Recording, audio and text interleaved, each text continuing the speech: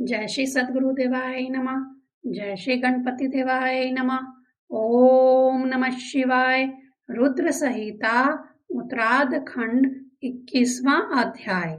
नंदीश्वर जी बोले, हे शार्दुल मुनि, एक समय शिव पार्वती अपनी इच्छा से विहार करने लगे तो भैरव को द्वारपाल नियत कर जूं ही भीतर गए त्यों ही अनेक सुशील सखियां उनकी सेवा करने लगीं।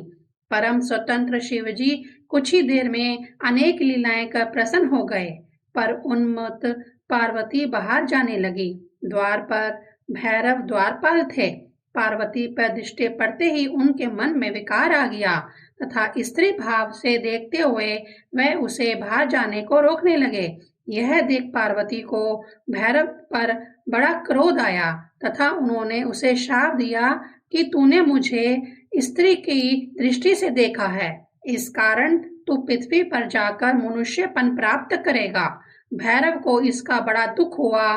तब शिवजी ने वहां आकर भैरव को अनेक प्रकार से आश्वासन दिया, परंतु देवी का शाप सत्य तो होता।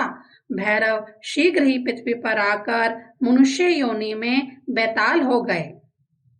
पश्चात उनके स्नेह से पार्वती सहित शिवजी ने भी लौकिक गति का आश्रय ले लीलावत पृथ्वी पर अवतार लिया। यहाँ शिवजी का नाम महेश तथा पार्वती का नाम शारदा हुआ। शिवजी का चरित्र धनदायक, सब गुणों को देने वाला, दुखों को हरने वाला तथा मोक्ष को देने वाला है। 22वां अध्याय। नंदीश्वर जी बोले, जब जरा और मृत्यु से व्याकुल हो देवता तथा दैत्य परस्पर रत्नों को लेने की इच्छा से क्षीर सागर का मंथन करने चले तो समुद्र किसके द्वारा मथा जाए, इस पर विचार हुआ। तब आकाशवाणी हुई कि तुम इसके लिए मंदराचल को मथानी और वासुकी को रस्सी बनाओ। तब देवता और दानव मिलकर मंदराचल पर्वत को समुद्र में ले जाने के लिए उखाड़ने लगे तथा उसे अपनी भुजाओं से उठाकर क्षीर सागर में ले जाने लगे, परंतु समुद्र में प्रवेश कराने में असमर्थ रहे तथा उनका बल क्षीण हो गया। मंदराचल देवों तथा दैत्यों के ऊपर गिर पड़ा और उनका बल क्षीण हो गया। चेतना आने पर उन्होंने शिवजी की स्तुति करनी शुरू कर दी। शिवजी ने उन्हें बल दिया। अब उन्होंने क्षीर सागर में मंदराचल को उठाकर डाल दिया, फिर वासुकी को रस्सी बनाकर क्षीर सागर में मंथन शुरू किया। सर्वप्रथम देवताओं की महेश्वरी भृगु की पुत्री लक्ष्मी निकली, फिर धन्वंतरी वैद्य, चंद्रमा, पारिजात, कल्प वृक्ष, उच्च विश्रवा घोड़ा, ऐरावत हाथी, मदरा, हरि का धनुष, शंख, कामधेनु, कौस्तुभमणि मणि तथा अमृत निकला। साथ ही कालकूट वृक्ष विष निकला और जब अमृत निकला तब उसके निकलते समय जो उसकी बूंदें बाहर निकली तो उनसे सुंदर स्वरूप वाली स्त्रियां निकली।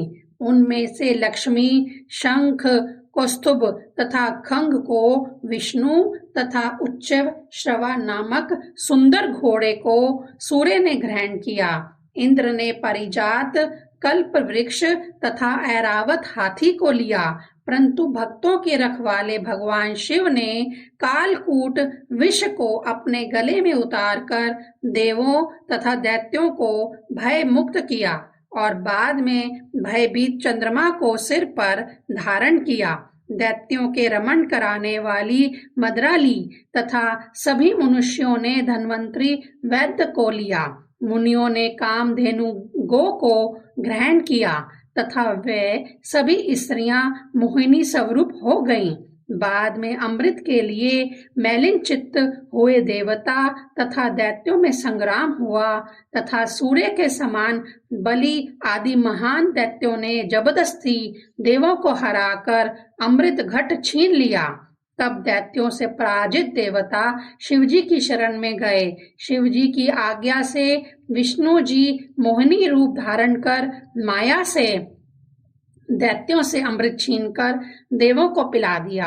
दैत्यों ने उस मोहिनी के निकट जाकर कहा कि हमको भी इस अमृत को पिलाओ और पंक्ति में भेद न होने पाए। शिवजी की माया से मोहित कपट वेशधारी विष्णु को देवताओं ने अमृत बांटने के लिए दिया। इसी समय दैत्यों ने अमृत से उत्पन्न सुंदरियों को देखा तो वह उस ओर मुड़ गए और उन्हें अपने स्थान में ले जाकर रखा। शिव की माया से उनके बड़े से बड़े सुंदर गुप्त स्थान बन गए। पश्चात उनकी रक्षा कर सभी दैत्य एक हो अमृत के लिए देवताओं से युद्ध करने लगे। देवताओं का दैत्यों के साथ भयंकर संग्राम हुआ जो तीनों लोकों में प्रसिद्ध हुआ।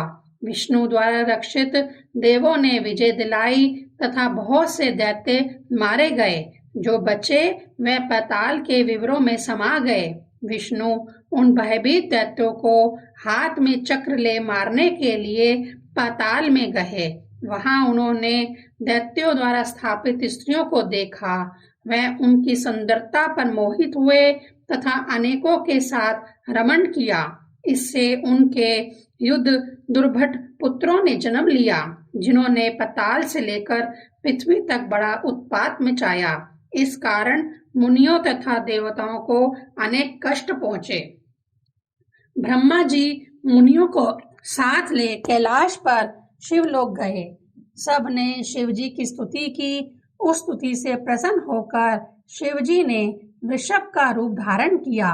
विष्णु को पाताल से लाने का आश्वासन दे देवताओं को विदा किया। 23वां अध्याय।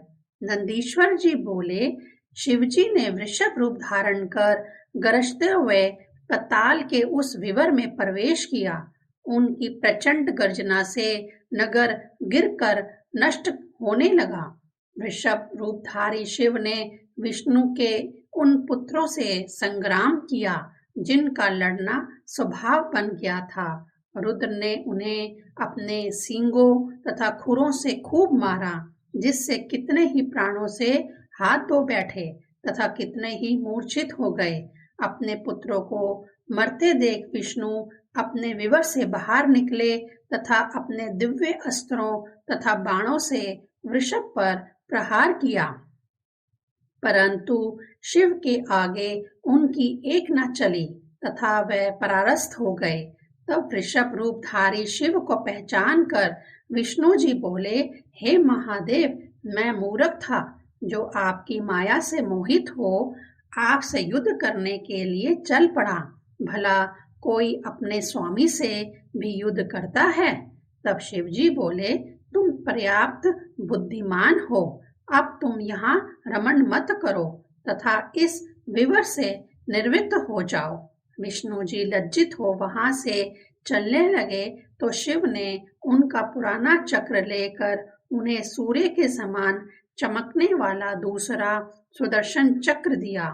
विश्वेश्वर रूप भगवान शिव भी देवताओं का कल्याण कर कैलाश चले गए तथा इस प्रकार देवताओं का दुख दूर हुआ।